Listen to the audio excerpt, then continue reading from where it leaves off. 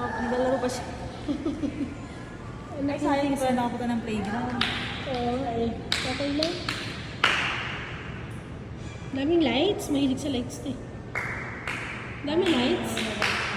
Oo. Nabasa pa ng light. Ang kuha sa lights. Ano ka ba? Badyaw? Ngayon lang nakita ang lights. Ang kinakausap ko ba?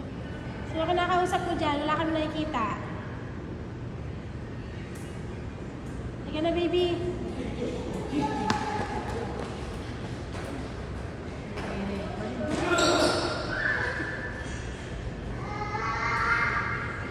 Sabi niya may elevator din dito. Ay, doon naman ang elevator. Saan na? Saan ang elevator din sa kanila? Ay, kasi pala. Dalawa dito. Ah.